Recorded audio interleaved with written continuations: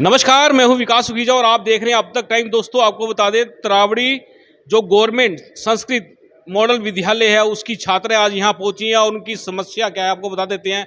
10वीं के अंदर एक पेपर में फेल हो जाती है, मैथ के पेपर में, और बोर्ड द्वारा दर्शाया जाता है कि ये बच्चियां पास हैं, लेकिन इनके स्कूल का जो सेशन था वो चेंज हो जाता है, बोर्ड चेंज हो जाता है और स्कूल चला जाता है सीबीएसई के अंदर। सीबीएसई की गाइडलाइन के मुताबिक इन बच्चों का 11वीं में एडमिशन नहीं हो पा रहा था, जबकि सीबीएसई की गाइडलाइन कहती है कि सभी पेपरों में पास होना अति अनिवार्य है। लेकिन ये बच्चियां एक पेपर में पास ना होने की वजह से आगे नहीं जा पा रही थी। इस समस्या को लेकर आज ये बच्चियां यहाँ पहुंची हैं और हम आपकी बात करवाएंगे इन बच्चियों से। और इसके अलावा बता दें, जैसे ही इन बच्चियों का मैसेज स्कूल के प्रिंसिपल तक पहुंचा तो प्रिंसिपल भी इनके पीछे पीछे आ गए। चलिए आपको पहले सुनवाएंगे बच्चियों का क्या कहना है, उसके बाद प्रिंसिपल महोदय का क्या कहना है और उसके बाद सीधा ले चलेंगे आपको जिला शिक्षा अधिकारी राजपाल के पास। हम चाहेंगे इस खबर को ज़्यादा से ज़्यादा शेयर कर देना। दोस्तों, तरावड़ी से करनाल के अंदर गवर्नमेंट संस्कृत मॉडल स्कूल की छात्राएं पहुंची हैं जिनका 10वीं का रिजल्ट आया, लेकिन एक पेपर में फेल होने के बाद उनको पास दर्शाया गया, लेकिन +1 में एडमिशन के लिए साफ मना कर दिया था। बड़ी गंभीर समस्या से ये बच्चियां जूझ रही थी और आज इस पूरे मामले को लेकर पहुंची हैं जिला शिक्षा अधिकारी के पास। आपको बता दें, जिला शिक्षा अधिकारी ने फिलहाल इनकी समस्या का समाधान कर दिया और इन बच्चियों को खास तौर पर कहा है कि आगे से अपनी शिक्षा में कड़ी मेहनत करें ताकि इस तरह की परिस्थितियां उत्पन्न ना हो। चलिए जानते हैं पूरा मामला क्या था। क्या मामला था बेटा? कह रहे थे कि जिन बच्चों को क्वालिफाइड है ना वो तो पास है, और जिन बच्चों की मैथ में कंपार्टमेंट दे रखी उन्होंने पेपर देना है और उन्होंने ही फॉर्म भरना है, और जिनकी क्वालिफाइड थी उन्होंने फॉर्म भरने की ना कोई लोड नहीं है। तो अब कह रहे कि तुमने ना तो फॉर्म भरा और अब तुम्हारा एडमिशन भी यहाँ नहीं होगा, दूसरे स्कूल में जाके एडमिशन लो। जी, कितने टाइम से आपको ये समस्या आई हुई है? सर काफ़ी टाइम हो गए जी, पूछना चाहेंगे आप क्या मामला है? सर पहले तो हमें बोल रहे थे कि जिनकी 10th में री आई है, क्वालिफाइड दर्शाए गए हैं, तो पहले तो पास नहीं कर रहे थे। हमारे स्कूल की इंचार्ज ने पहले बोल दिया था पास तुम हो, फिर बाद में कहते नहीं है पास। तो इसी करके हम डीओ ऑफिस में आए थे, तो आकर यहाँ पर हमें डीओ सर से बात करी है, तो डीओ सर ने हमें पास कर दिया गया। जिन बच्चों की कंपार्टमेंट आई है उन्हें फॉर्म भरना है, तो उन्होंने ज़रूर ही पेपर देना है। जिनका क्वालिफाइड है वो पेपर नहीं देंगे। आप लोगों का क्वालिफाइड था? हाँ जी, हमारा क्वालिफाइड था। लेकिन एक पेपर में आप लोग फेल थे, मैथ वाले में। हाँ जी, मैथ में हमारे नंबर नहीं दे रखे, 3 डॉट डाल रखे हैं। तो समस्या क्या हुई? आगे एडमिशन नहीं दे रहे थे आपको? हाँ जी, एडमिशन नहीं दे रहे थे, बट अभी आए हैं तो अभी बताया गया कि आप उस स्कूल में एडमिशन ले लो। और भी छात्र हैं, उनसे जान लेते हैं, आप क्या बताना चाहेंगे? सर हम डीओ सर के पास आए थे, यहाँ सर ने हम अंदर गए हैं तो सर ने कहा वहाँ पे भाई तुम उस स्कूल में रह सकते हो। अच्छा, तो नाम क्या है आपका? सर काजल। कौन सी क्लास की हो? +1। अब आप कौन सी क्लास में जा रही हो? सर +1 में। सीबीएसई में या हरियाणा बोर्ड में? सीबीएसई में सर। उसी स्कूल में एडमिशन होगा आपका? Yes sir. तो आप बताएंगे क्या समस्या, पूरी समस्या किस तरह से आप लोगों को फेस करना पड़ा? सर काफ़ी मुश्किल हुई। हमें कल परसों बताया गया था, 27 तारीख को आए था ये नोट्स, तो हमने सर से बात करी इस बारे में, तो सर ने कहा कि देखते हैं कुछ करते हैं, तो कुछ भी नहीं हुआ। तो हमें अगले दिन सर आए तो सर ने कहा कि क्वालिफाइड निकाले गए हैं, उनको भी स्कूल से जाना पड़ेगा, तो इस वजह से हमें ये सब करना पड़ रहा है। कितने बच्चे हैं टोटल इस तरह के? सर मेरे ख्याल से 15-20 है। आपके स्कूल के ही हैं? Yes sir. और भी स्कूल के बच्चे हो सकते हैं? सर वो स्कूल का तो हमें पता नहीं, लेकिन हमारे स्कूल में है। तो आप लोगों को किसने कहा था डीओ से मिलने के लिए आज? वीरेंद्र बंसल लाल किसी के ने गाइड किया आपको? तभी गाइड किया आप किसी ने। यहाँ हाँ जी। पहुंचे हैं। आप क्या बताएंगी? आप गई थी अंदर, बात हुई आपकी? नो DO साहब सर, से? मैं आपकी हुई बात? Yes, क्या sir. बात हुई है? सर उन्होंने बोला कि जिनकी क्वालिफाइड लिखा है वो स्कूल में रह सकते हैं, और जिनकी कंपार्टमेंट है उनको अपनी कंपार्टमेंट तोड़नी पड़ेगी, पेपर देना पड़ेगा। लेकिन आपको अब एग्जाम मिला है? Yes sir.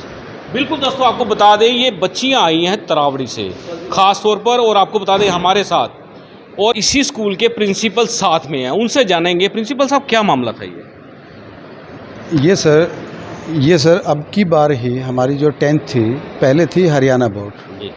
ये बच्चे जो हमारे पीछे खड़े हैं ये हरियाणा बोर्ड से इन्होंने 10th की है जी। और अब की बार जो एडमिशन हो रहा है वो सीबीएसई में हो रहा है जी। तो सीबीएसई में एक सर्कुलर है जो मेरे हाथ में है, जी। अभी आया है, ये पिछले महीने जी। ही हमें अब मिला है। जी। तो इसमें लिखा हुआ है कि student should clear in all subjects. इन बच्चों को हरियाणा बोर्ड ने जो 5 सब्जेक्ट में पास थे, एक में रह गए थे, उनको क्वालिफाइड कर दिया, पर एक सब्जेक्ट में वो रह गए थे।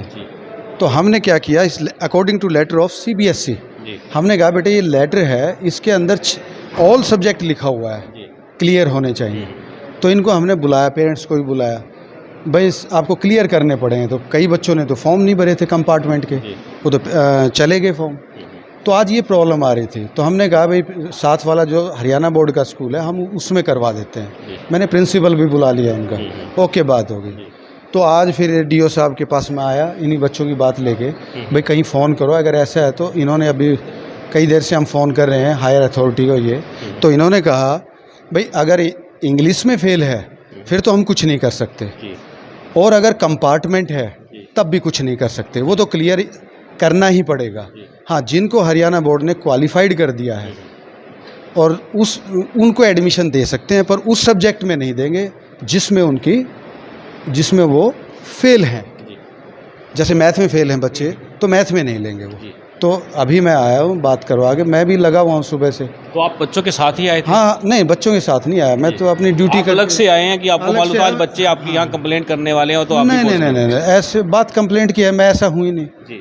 इसमें देखो मेरे पास लेटर है, ये लिखा हुआ है, गाइडलाइंस है ये तो CBSE की जो गाइडलाइंस है उसके अकॉर्डिंग। देखो मुझे तो उसके अकॉर्डिंग ही चलना है, ठीक है ना, मुझे तो उसके अकॉर्डिंग चलना है। तो अभी इन्होंने बात की है DO साहब ने, हायर अथॉरिटी में। मेरी तो इतने वो नहीं है कि मैं कहीं पंचकूला बात करूं या कुछ करूं, तो ये चल रही थी बात अभी। तो उन्होंने कहा भाई ऐसा कर लो। बिल्कुल दोस्तों, आपको बता दें प्रिंसिपल साहब भी यहाँ पहुँचे हैं।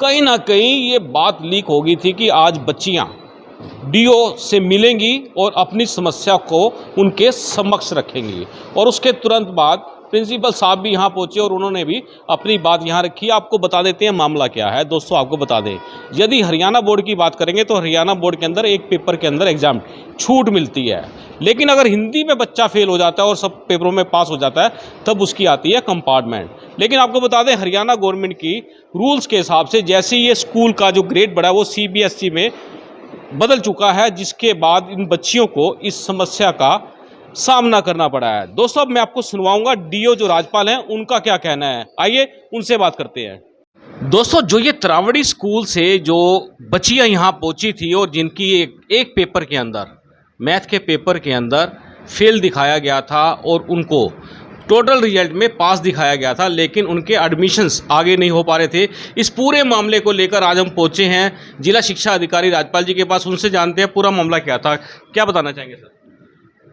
हमारा जो तरावड़ी मॉडल संस्कृत स्कूल है पहले हरियाणा बोर्ड सेकेंडरी एजुकेशन से एफिलेटेड था, और अब जो नेक्स्ट सेशन में बच्चे जाएंगे वो CBSE में जाएंगे, और CBSE की गाइडलाइंस के अनुसार ये था कि सभी पेपर्स में क्लियर होना चाहिए।